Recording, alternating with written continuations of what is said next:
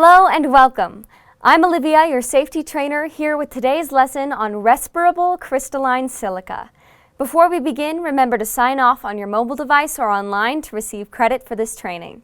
If you feel the need to pause this video at any time to have a discussion, we encourage you to do so. Silica, or the mineral compound silicon dioxide, is one of the most common naturally occurring elements on the planet. Materials that contain crystalline silica are hazardous when disturbed because they generate small, airborne particles that can get in your lungs, otherwise known as respirable crystalline silica. Employees who are exposed to silica at work must be knowledgeable about prevention methods and safe work practices in order to protect their health. This lesson will briefly describe the hazards of silica, where silica is found, permissible exposure limits, and practices that will keep you safe at work every day.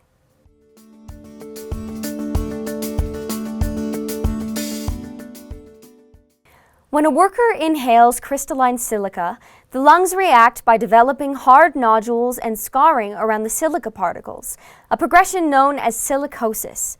When the nodules become too large, breathing becomes difficult and death can result. Besides silicosis, inhaling silica particles can lead to serious, sometimes fatal illnesses, including renal disease, lung cancer, tuberculosis, and chronic obstructive pulmonary disease, COPD. So, where is silica found?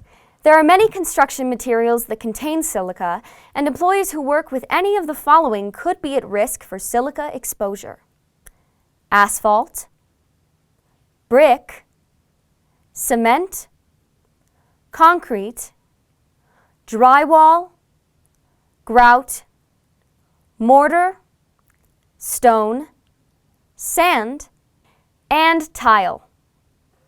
As far as a permissible exposure limit, know that it only takes a very small amount of respirable silica dust to create a health hazard. OSHA has a permissible exposure level at or below 0.1 mg/m3 or 50 micrograms per cubic meter of air, averaged over an 8-hour shift. The National Institute for Occupational Safety and Health has an even lower recommended exposure level of 0.05 mg/m3.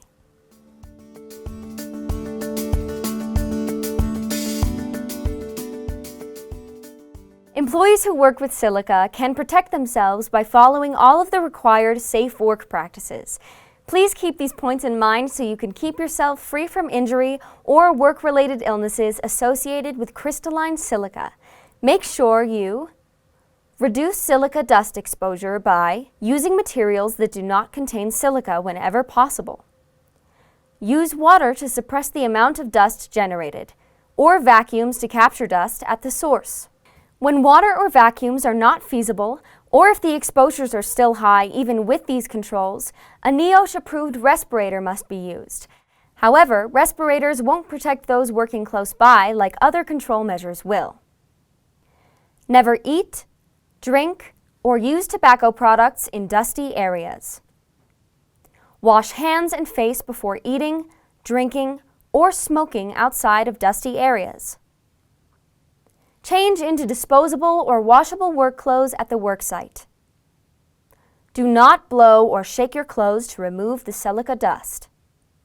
Shower, if possible, and change into clean clothes before leaving the worksite to prevent contamination of other work areas, cars, and homes. Park cars where they will not be contaminated with silica. And make sure to participate in training and take advantage of any health or lung screening programs offered by your employer. To conclude, remember that crystalline silica can cause silicosis and other non-reversible diseases when inhaled. But these diseases are completely preventable if employees reduce their exposure and follow all of the required safe work practices. If you have any questions about this lesson, please ask your supervisor. Once again, remember to sign off on your mobile app or online to get credit for this lesson. I'm Olivia, your safety trainer, reminding you to be aware of your surroundings and stay safe out there. Thanks for watching.